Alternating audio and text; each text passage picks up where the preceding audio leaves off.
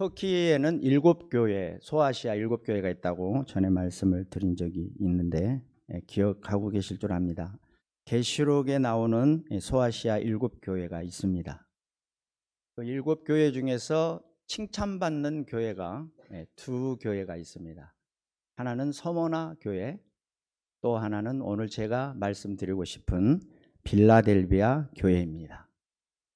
이 빌라델비아 교회는 두 가지 단어가 합성되어 있습니다. 필리아라고 하는 말과 아델포스라는 말, 이 말이 합해져서 이제 빌라델비아라는 이름이 되었습니다. 주전 2세기 버가모 왕조 때에 아탈루스 2세가 자기 형 유메네스라고 하는 자기 형에 대한 사랑의 표시로 건립한 도시입니다. 전쟁에 형이 나갔는데 암살되었다는 소식을 듣게 됩니다.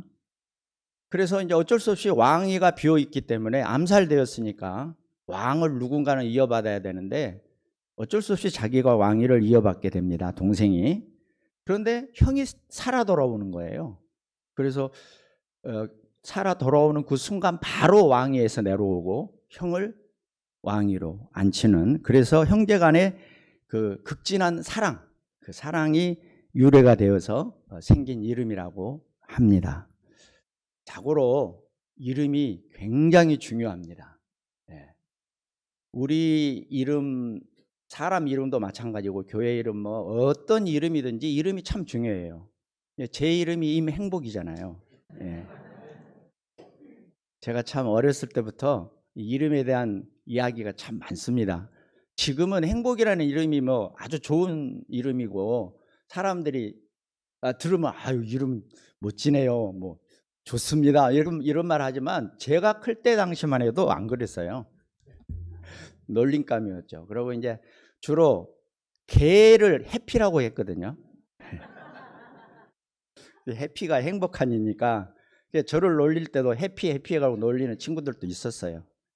그런데 저는 단 한 번도 내 이름에 대해서 내 이름이 나쁘다는 생각을 한 적이 없어요. 내 이름 왜 이렇게 졌을까? 이런 생각을 해본 적이 없어요. 왜냐하면 이제 할머니의 영향을 받았는데, 할머니가 참 독실한 크리스찬이었거든요. 그 여자의 몸으로 또 시골에다가 교회를 세우신 분이에요. 그래서 그 할머니가 그랬어요. 너는 행복하게 살아야 돼. 너는 행복하게 살아야 되기 때문에 내가 이름을 행복이라고 줬어. 늘 이렇게 말했거든요. 새벽 기도 때 항상 내 머리맡에 앉아서 새벽에 보면은 새벽 기도 다녀오셔서 기도하고 계셔요. 내 머리맡에서. 행복하게 잘 살으라고.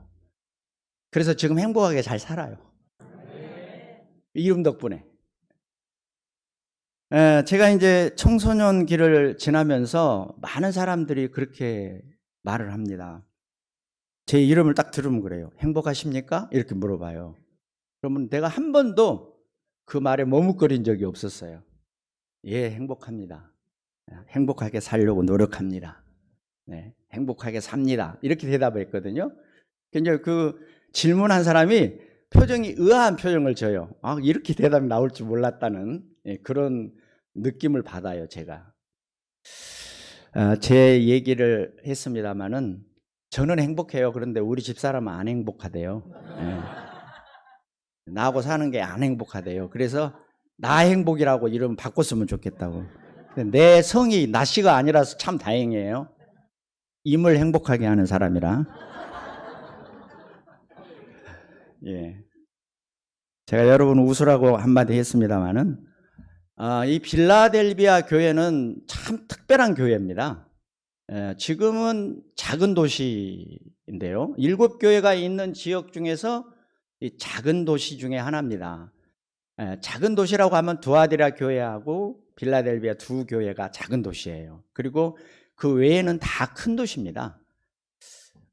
이렇게 작은 도시에 있는 그 동네에 있는 교회가 왜 유명할까? 그거를 제가 말씀을 드리려고 하는데요. 안타깝게도 그때 당시에 유적은 없어요. 그때 당시는 가정교회였기 때문에, 가정에서 예배를 드렸기 때문에 교회 건물은 없습니다. 그런데 이제 로마 시대 때, 그러니까 동로마 비잔틴 시대 때 지어진 교회의 흔적은 있습니다. 그런데 그 교회의 흔적은 아쉽게도 기둥 3개밖에 없어요. 기둥 한번 보여주시죠. 네, 저렇게 기둥 3개만 남아 있습니다. 저게 빌라델비아 교회의 유적입니다. 그래서 여러분들이 이제 성지순례를 가시면은 저걸 보고 와요. 그런데 지금 광각으로 찍어놔서 3개가 다 보이는데요. 저 3개가 다 보이게 사진 찍으려면은 사진기가 정말 좋아야 돼요. 그러니까 잘 안 찍혀요, 3개가. 지금 광각으로 찍어서 3개가 보입니다. 근데 뭐 그렇게 크지는 않아요. 그러나 벽도 없고 아무것도 없고 기둥 3개만 남아 있습니다. 그 다음 2번째 사진 보여주세요. 이게 뭐 같습니까, 여러분? 풀 같죠? 저게 포도나무입니다. 포도나무. 청포도. 파란색 씨가 없어요. 그래서 그냥 바로 씻어서 바로 그냥 먹어도 전혀 문제가 없는, 그렇게 씨를 안 빼도 되는 청포도입니다.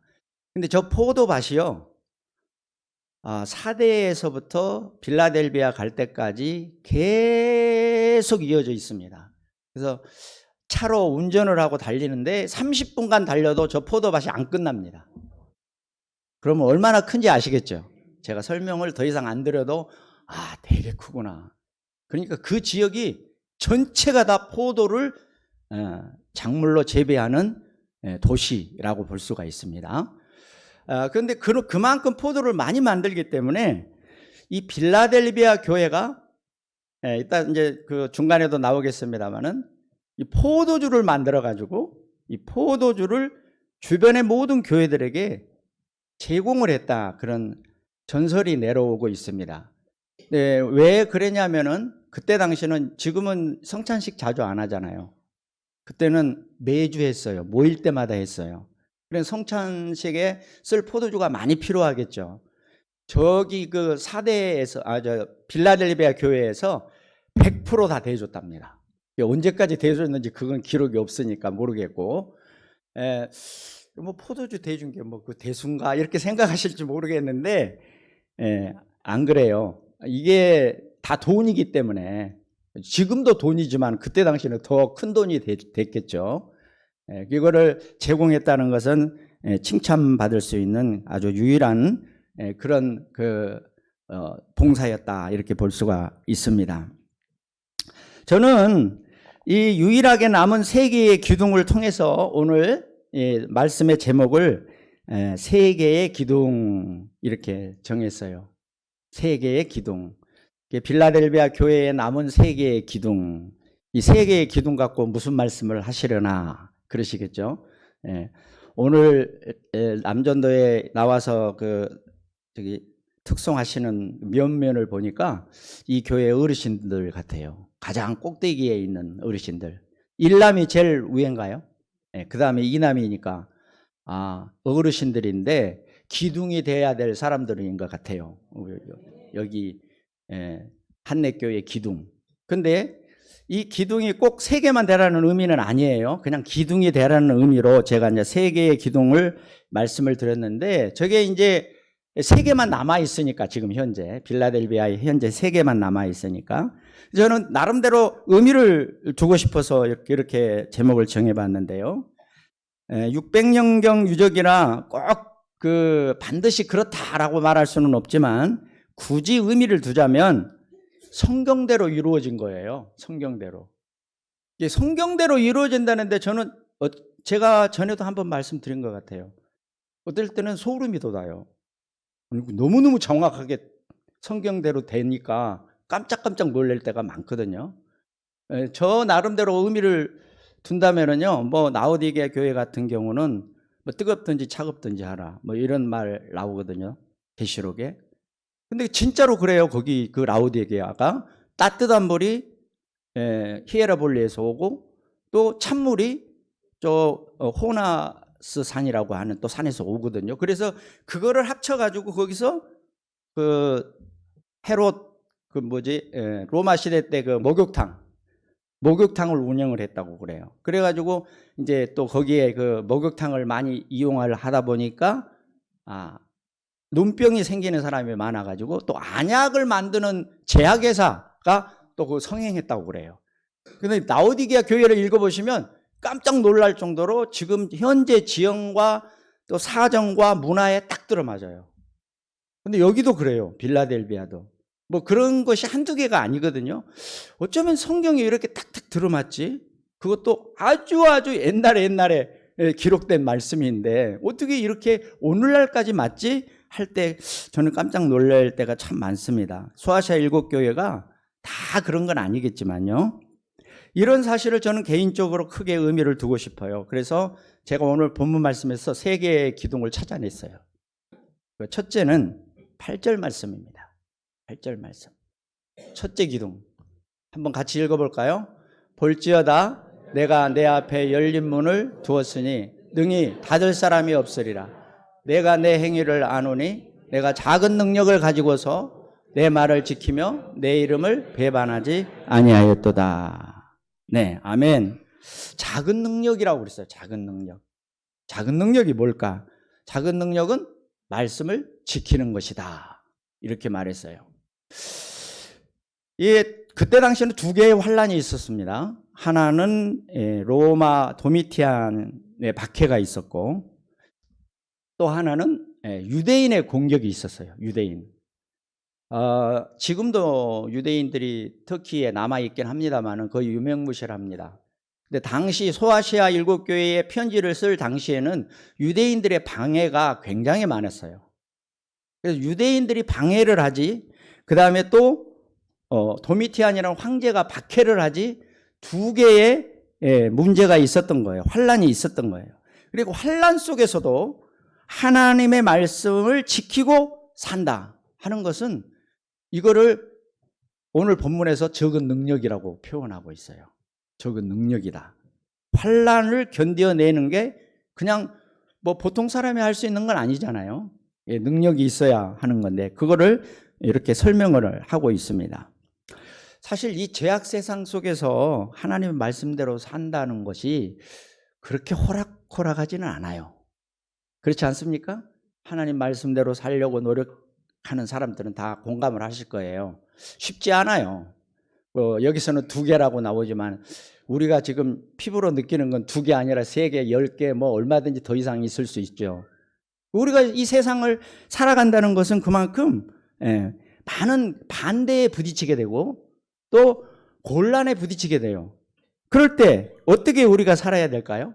그럴 때 그거를 이겨내고 살아야 되겠죠. 그래서 작은 능력을 보여줘야 돼요. 그걸 말씀하는 거예요. 여러분의 작은 능력, 말씀을 지키는 능력, 내가 어렵지만은, 내가 할 수 없지만은 그래도 내가 해야 돼 라고 생각하는 그 자세가 바로 작은 능력이라고 저는 봅니다. 그런 능력이 있어야만 말씀을 지킬 수가 있어요. 그냥 적당히 그냥 섞여 살면서 적당히 그냥 같이 어울려 살면서 신앙생활을 내가 어떻게 헤쳐나가려고 하는, 환란을 막아내려고 하는 그런 생각이 없이 그냥 섞여 살려고 한다면은 그럴 필요가 없겠죠. 그런데 지켜 살려고 하면은 반대에 부딪히게 됩니다. 그럴 때 우리가 어떻게 하는가? 실제적인 박해는 오늘날 없어요.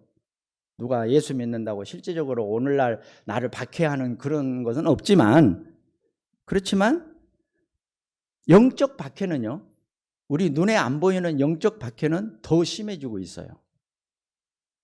예수 믿는 사람들 고운 눈으로 보는 사람들이 많지 않잖아요. 옛날에는 안 그랬는데, 옛날에는 예수 믿는 사람들 존경하고 좋게 보는 사람들이 더 많았거든요. 근데 요즘은 어떻습니까? 요즘은 많이 달라졌어요. 한국만 그런 게 아니라 세계가 다 그렇습니다. 세계가. 왜 그럴까요?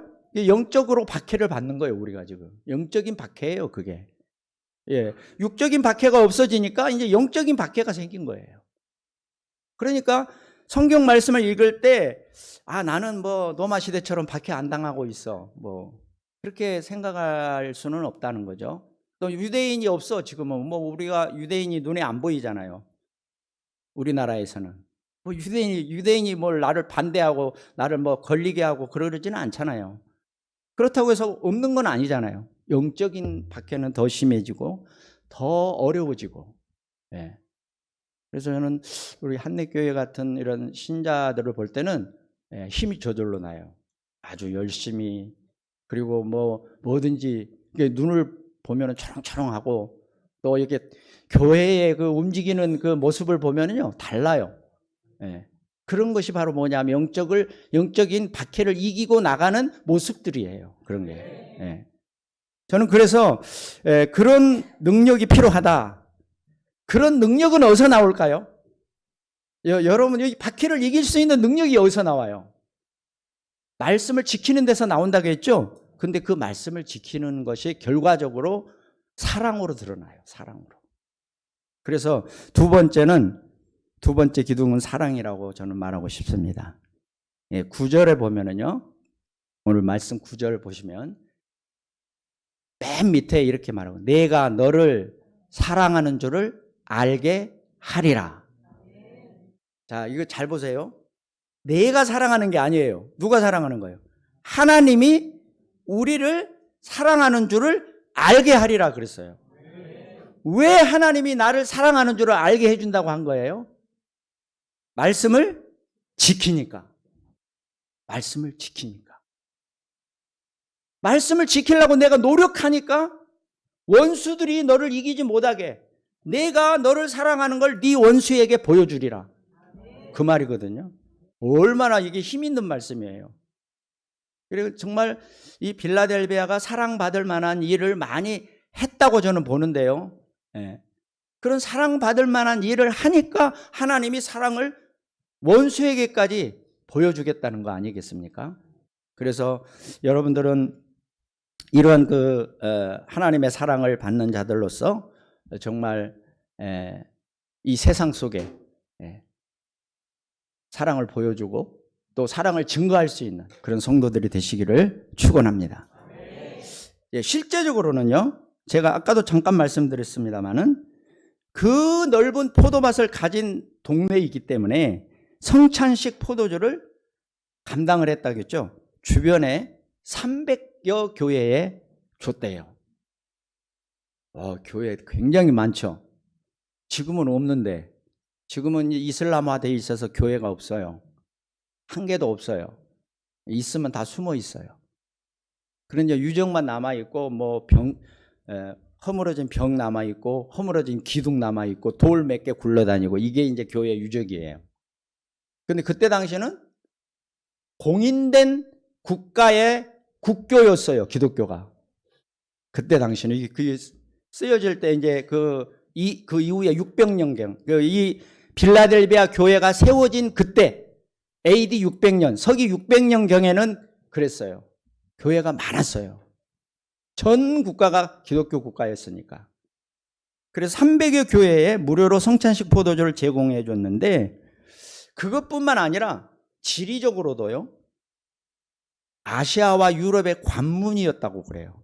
그 자리가. 아시아에서 유럽으로 가는 길이었어요. 길. 상인들이 다니는 길. 유럽으로 가려면 반드시 그 빌라델비아 앞으로 지나갔다는 거예요. 그러니까 이 성찬식 포도주뿐만 아니라 이 포도주를 가지고, 내 생각이에요. 이건 성경에 안 나와요. 내 생각에. 내가 추측을 해보는 거예요. 자, 포도주가 많아요. 포도가 많아요. 그런데 나그네가 지나가요. 그러면 뭘 대접할까요?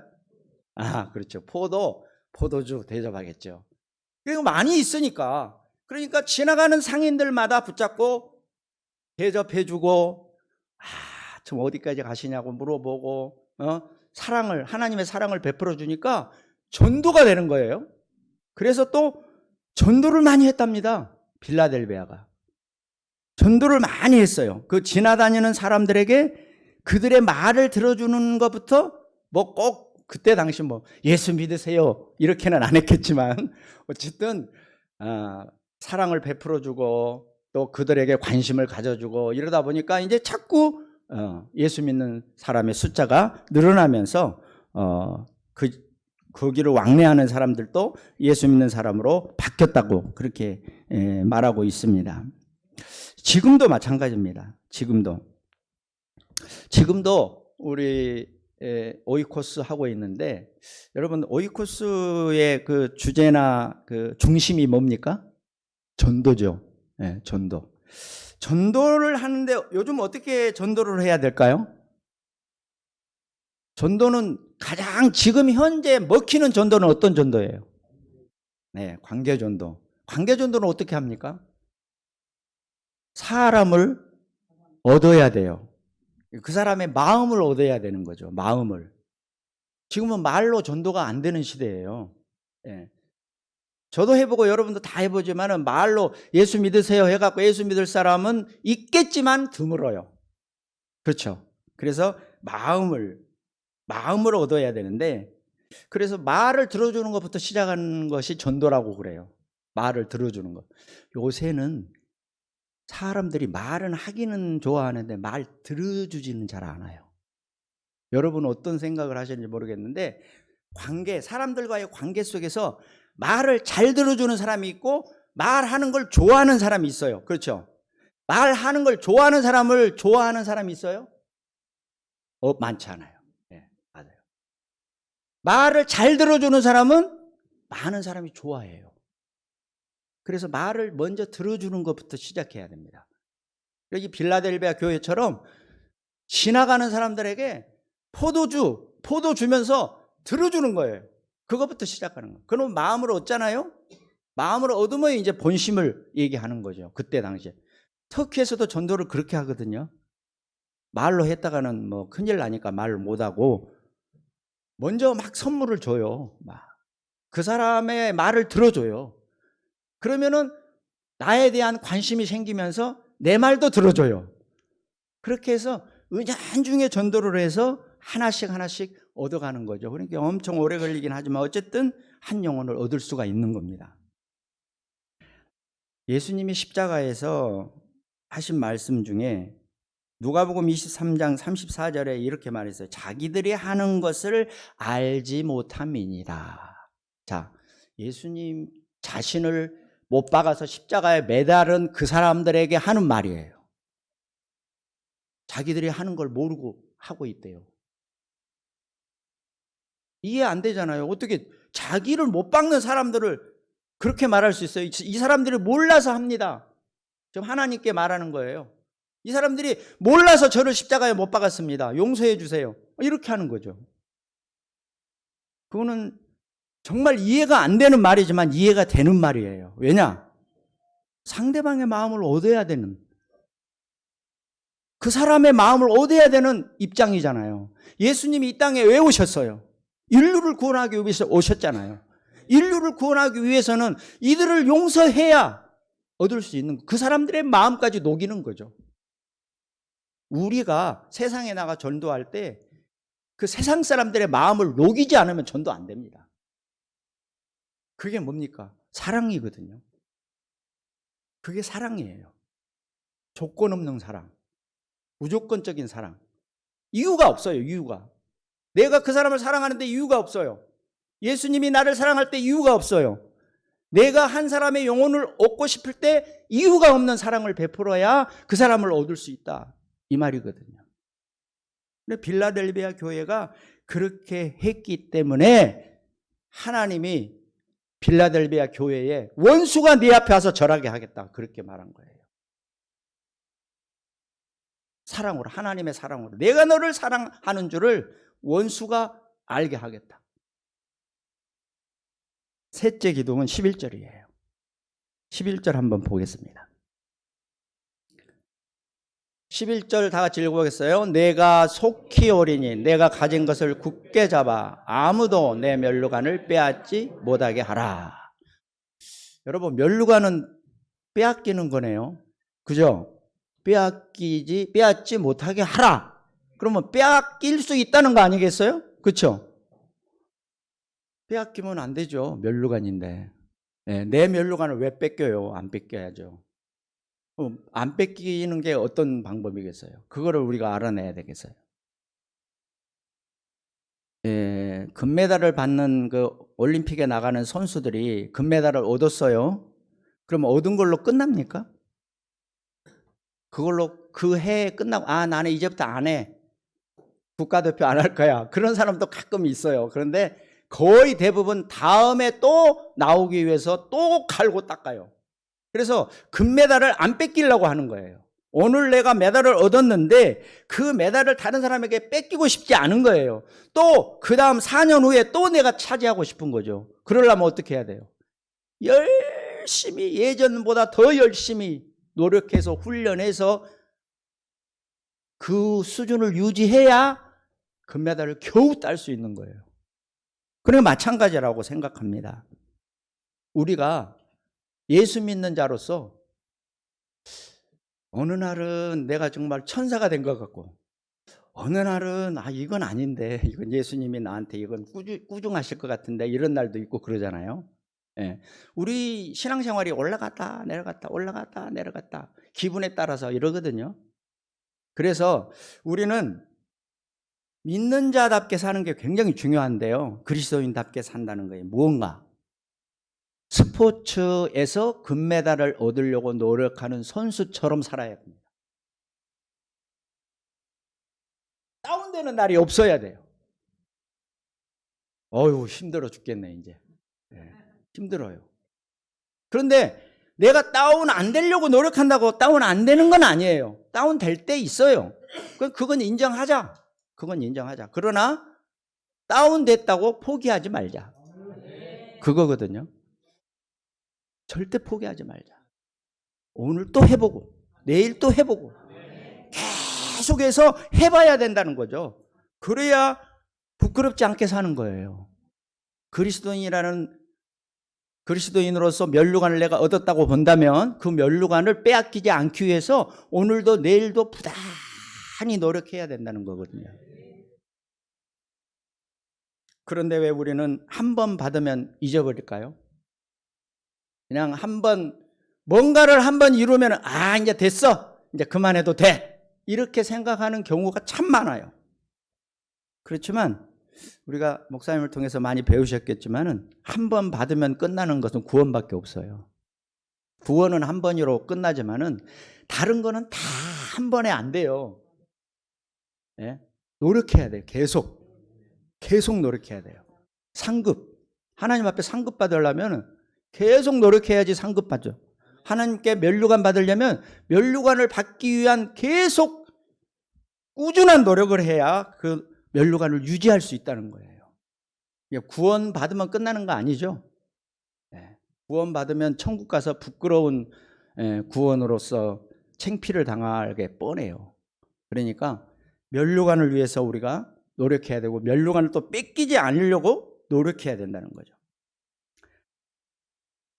이제 여러분들 날마다 부단한 노력과 그 이름에 걸맞게 말하고 행동하고 실천하는 우리 한래교회 성도들이 되시기를 축원합니다. 이제 말씀을 마칠게요.